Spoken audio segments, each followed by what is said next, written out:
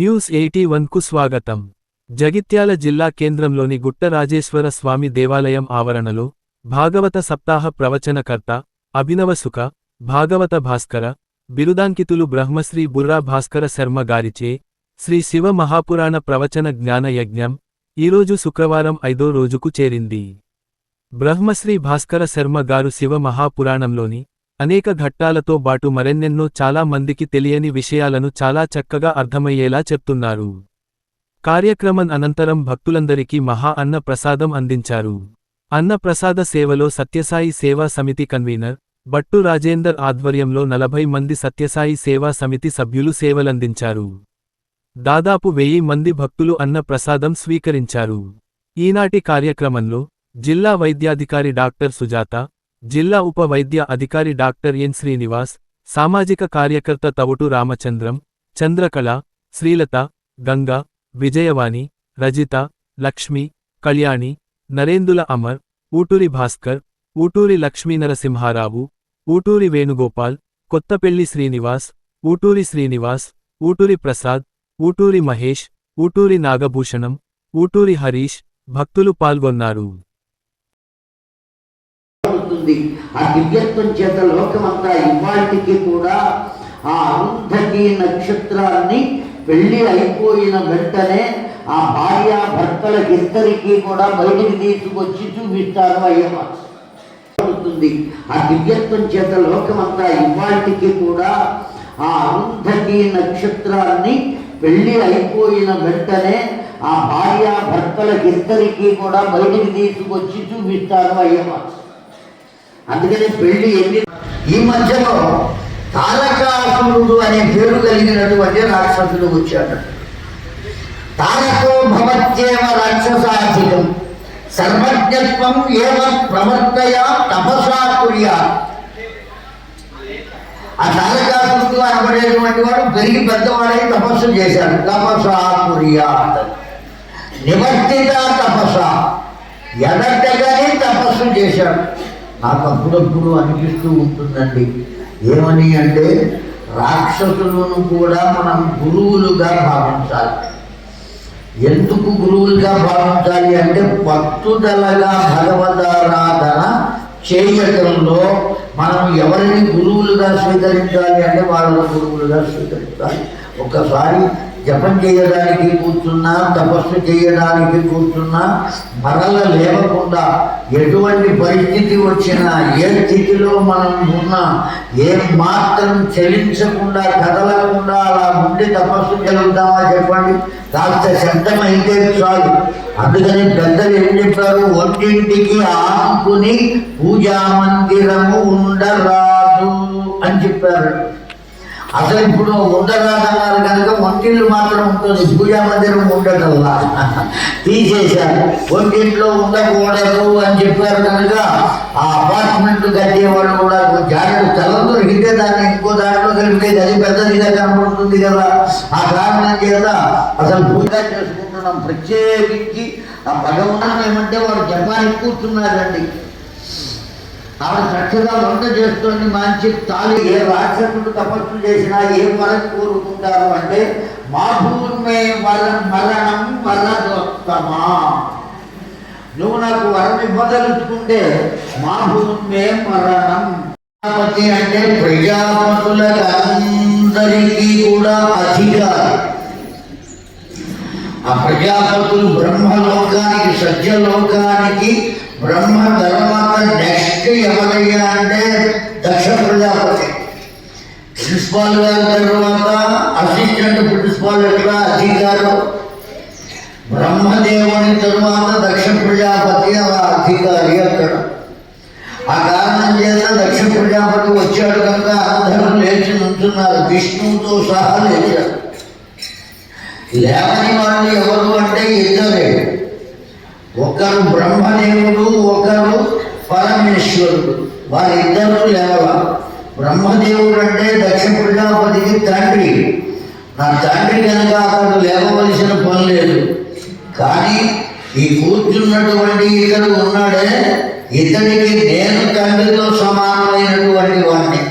నన్ను చూసిన వెంటనే అతడు లేచి నిలబడి నమస్కరించాలి. ఎవరు ఆ కూర్చున్నవాడు? లీలా వినోద సంక్షిప్త చంద్రరేఖాధరం గంగాధరం వహతితే లోకధరం భవత్యేవ సర్వైః ఈశ్వరం ప్రకృష్టనామం వ్యవర్తిత. పరమేశ్వరుడు అనేటువంటి దివ్యమైనటువంటి నామాన్ని పొంది ఆ నామంతో లోకంలో పూజింపబడుతున్నటువంటి ఒకనొకడు, 3 కన్నులు కలిగిన వాడు, ముఖమున చంద్రరేఖ కలిగినటువంటి వాడు, ఒంటి నిండా చితాభస్మమును కలిగినటువంటి వాడు, జడలు కట్టిన జుట్టు కలిగినటువంటి వాడు, తలపైన గంగమ్మను మోసేటువంటి వాడు, ఎన్ని లక్షణాలు కలిగినటువంటి వాడు. ఇతని మెడలో పాములు వేసుకుంటాడు, రుద్రాక్షలు వేసుకుంటాడు. కట్టుకోవడానికి లేదు, తినడానికి లేదు.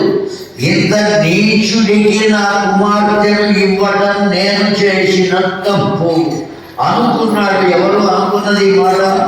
దక్ష ప్రజాపతి. ఆ కారణం చేతనే పరమేశ్వరుని పట్ల ఉండే స్పర్ధ చేత లాభయాగము. సర్వసాధారణంగా ఒక యజ్ఞం చేయాలి అంటే బ్రహ్మ విష్ణు మహేశ్వరుడు 3 అక్కడ ఉండాలి. అంతేకాదు పంచభూత అధిపతులు ఉండాలి. ఆకాశం యొక్క అధిపతి ఎవరో తెలుసునా అండి? ఎవరు ఆకాశానికి అధిపతి? అమ్మవారండి. సూర్యం పూర్ణమద పూర్ణాత్ పూర్ణమదచ్యతే పూర్ణాత్ పూర్ణమాదాయ. ఈశ్వరుడు వాయుదేవులకు అధికారి సాక్షాత్తు నారాయణుడు అని చెప్పారండి. వాయు మార్గానికి ఎవరు అధికారి అంటే నారాయణుడు, విష్ణుమూర్తి అధికారి.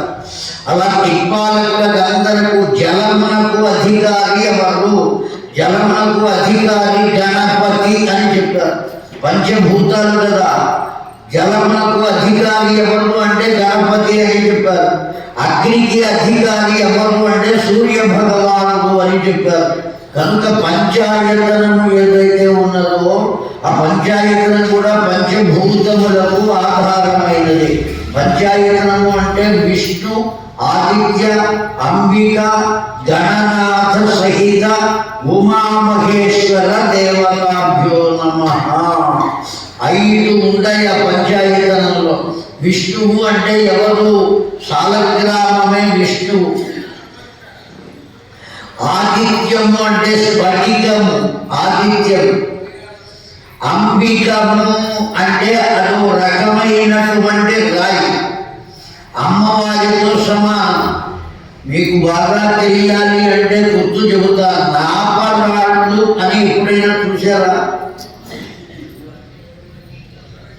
పుట్టేటువంటి కాంతివంతమైనవి కనుక వాటిని అమ్మవారు అన్నారు. ఎవరో సృష్టించరు, ఎవరో తయారు చేయరు. నాపరాయణ అయితే తయారు చేస్తారు, అటు ఇటు 4 వైపులా కొట్టి చదరగా చేస్తారు. కానీ దాని లోపల ఉన్నటువంటి ఆ మెరిసేటువంటి దాన్ని ఎవరు తయారు చేస్తారు? ఎవరు తయారు చేయరు. భగవంతుడు దానంతరదిగా ఆవిర్భవిస్తుంది కనుక ఆ దాన్ని అమ్మవారితో సమానం అంటారు. అంబికం. విష్ణువు చెప్పుకున్నాం, ఆదిత్యం అంటే స్ఫటికం చెప్పుకున్నాం, అంబిక అంటే అమ్మవారు ఆ రాయి. ఆ తరువాత గణనాథ, గణపతి. ఆ గణపతి దేనికి అధికారి అని చెప్పాము? నీటికి అధికారి, పంచభూతాలు. అందుకని గణపతి ఉత్సవాలు అయిపోగానే ఆ గణపతి విగ్రహాన్ని ఎక్కడ కలుపుతున్నాం? తీసుకెళ్ళి నీళ్లలో కలుపుతున్నాం. ఆయన జలస్వరూపం కనుక అమ్మవారి ఉత్సవాలు చేసి అమ్మవారిని కూడా తీసుకెళ్ళి గంగలో కలిపితే అంతకన్నా పాపం ఇంకొకటి లేదు. ఆకాశంలో కలపాలి. ఆకాశంలో ఎక్కడ కలుపుతాము, ఎవరిని కలుపుతాము, ఏం చేస్తాము? అందుకోసమని చిన్న విగ్రహాలు పెట్టుకుని చేసుకోవాలన్నారు. కానీ ఏడుగంట విగ్రహాలు పెట్టుకుని పూజ చెయ్యరాదు అమ్మవారికి అని శాస్త్ర ధర్మం చెబుతున్నది. కానీ లోకంలో చేసేవాళ్ళు చేస్తున్నారు. ఆ అమ్మవారులను కూడా తీసుకెళ్ళి నీళ్లలో కలుపుతున్నారు. కలి ప్రభావం చేత ఏది చెయ్యకూడదో అది చెయ్యడం అనేటువంటిది ఓ దశకాలం అండి. 76 లక్షల 82,365 సంవత్సరాలు గడిస్తే బ్రహ్మదేవునకు ఒక పగలు. ఈ సంవత్సరాలు ఈ 76 లక్షల అనే సంఖ్య చెప్తానే, ఆ సంఖ్య ఏ సంవత్సరాలు అంటే మానవ కాలమానం ప్రకారం. అది ఆ మానవ కాలమానం ప్రకారం ఇన్ని సంవత్సరాలు గడిస్తే బ్రహ్మదేవులకు ఒక పొగలు. 4 మన్వంతరాలు అయిపోతే ఒక కల్పము అయిపోయినట్టు. ఒక కల్పం అయిపోయింది అంటే బ్రహ్మగారు పదవి నుండి దిగాలి, కొత్త బ్రహ్మగారిని ఏర్పాటు చేయాలి. ఇప్పుడు ఈ కల్పం ఏ కల్పం చెప్పండి? చెబుతారు వేతవరాహ కల్పే అని చెబుతారు. ఏ వరాహ కల్పంలో మనం ఏ మన్వంతరంలో ఉన్నామంటే వైవస్వత మన్వంతరే. వివస్వానుడు అంటే సూర్య భగవానుడు. సూర్య భగవానుని పుత్రుడు ఎవరిదండి? కనుక కాలం నాకు కూడా పరిమితి ఉన్నది. ఆ కాలం అయిపోగానే నేను కూడా వెళ్ళిపోవాలి. ఎవరి కాలం శాశ్వతంగా ఇలా ఉండేటువంటి అవకాశం లేదు. కనుక మరణానికి కొద్దిగా వాడు మహామేధావి. ఆ కాలకాసుడు అడిగాడు వరం. ఏమడిగాడయ్యా? కాశ్యంతుతే ఈశ్వర దివ్య సంభూత తథా తద్దురుషయోగాద్ ఖ్యాతి విగతయా విగతయా తథా సర్వజ్ఞతా అధికం ప్రపూయతే. పర్వతాల మీద కూర్చుని తపస్సు చేస్తున్నాడు. అటువంటి వాడు పెళ్ళెప్పుడు చేసుకోవాలి అన్నాడు. హంస మీద కూర్చున్నాడు, అనుగమించాడు, వెళ్ళిపోయాడు. ఇప్పుడు ఈ తారకాసుని యొక్క ఆగడాలు ఆగటం లేదు. భరించలాగా పారిపోయారు దేవతలంతా. బ్రహ్మగారు ఎలా పడితే అలా వరాలిస్తూ ఉంటాడు. వాటిని సరిచేయలేక మేము ప్రాణాలు తలకు వస్తున్నాయి. ఏం చేయాలి? అయినప్పటిగా బ్రహ్మదేవుని కూడా పిలవయ్యా. ఎప్పుడైతే ఆ మాట అన్నాడు, ఈ దేవతలంతా విష్ణుమూర్తిని బ్రహ్మలుతాడు మీకు పంపిస్తా, ఇవేమీ చెప్పలేదండి. తప్పక మీ కోరిక తీరుతుంది అన్నారు. పంపించేశారు. వాడు పరమేశ్వరుడు కదా. ఇప్పుడు ఏం చేయాలి? ఎప్పుడైతే ఆ మాట, నేను ఒక పిల్లవాడి కోసం సంకల్పం చేస్తే ఆడపిల్ల కలిగింది. ఇందులో రహస్యం ఏమున్నదో అంతా ఈశ్వర లీల అనుకున్నాడు బ్రహ్మదేవుడు. మరల ఆచమనం చేశాడు, సంకల్పం చేశాడు. ఇప్పుడు అతిలో పూర్ణమానీయత అందులో ఒకటి, చూర్ణం 2, పూర్ణ చంద్ర నివారణ. పూర్ణ అన్నప్పుడు ఒకటి. ఎన్ని అనాలు ఉన్నాయి చెప్పండి? ఇప్పుడు 3 అనాలు ఉన్నాయి భవభూతి చెప్పిన వాక్యంలో. అర్థమైందా కాలేదా? ఇప్పుడు కాళిదాసు ఏమన్నాడు? వర్ణాన్ని స్వర్ణ పర్ణాన్ని కర్ణాంత ఆకీర్ణలోచనే. వర్ణాన్ని అన్నప్పుడు వర్ణ అన్నప్పుడు అక్కడ ఒక అనా ఉన్నది. స్వర్ణ అన్నప్పుడు ఇంకో అనా ఉన్నది. పర్ణాన్ని అంటే ఆకులు, బంగారపు రంగులో ఉండే లేక తమలపాకులని. పర్ణాన్ని అన మూడోది. అవునండి. వర్ణాన్ని స్వర్ణ పర్ణాన్ని కర్ణాంత ఆకీర్ణలోచనే. కర్ణాంత అందులో అనా ఉంది. ఆకీర్ణ అన్నప్పుడు ఓ అనా ఉన్నది. ఎన్ని అనాలు ఉన్నాయి? కనుక కాళిదాసు 5 అనాలు ఇచ్చాడు, నువ్వు 3 అనాలే ఇచ్చావు. కనుక నీకు ముందు సున్నం ఇవ్వలేదు, ఆకులు వారికి ఇచ్చే సున్నం వీడికి ఇచ్చావు. అనా అనేటువంటి అక్షరానికి ఇంకొక భావం ఉన్నది అని తెలిసిన పాండిత్యము ఈ పిల్ల వద్ద ఉన్నది కనుక సన్మానం చేయాలని భావించి, అంత పాండిత్యం ఉన్నది అని. పాండిత్యం కనబడితే మహానుభావులైనటువంటి వాళ్ళు చూస్తూ ఊరుకోలేదు. అందుకని తన చేతికి ఉన్న కంకణాన్ని తీసి ఆమెకు తొడిగి పాదాలను నమస్కారం చేశాడు. ఆ పాండిత్యాన్ని ఎటువంటి వాడు ఉండేవాడు? ఆస్వాదించాలి, ఆ దివ్యత్వాన్ని పొందాలి. భాష అంత గొప్పది. ఏకాక్షర నిఘంటువు. ఆ అనే అక్షరానికి అర్థం ఏమిటి అంటే కామము. ఆ కామం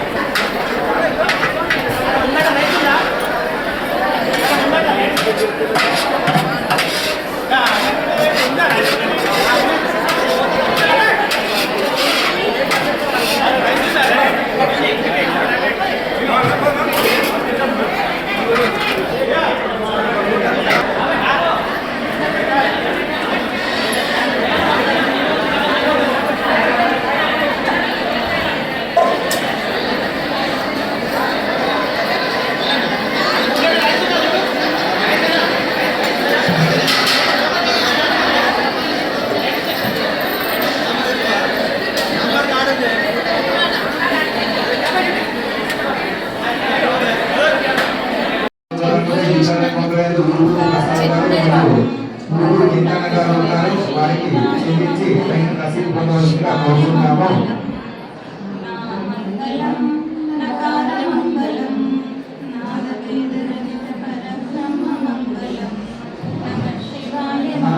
మరియాల రాజన్న గారు, కొత్తపల్లి అశ్విన్ గారు, శ్రీ కొత్తపల్లి నాగ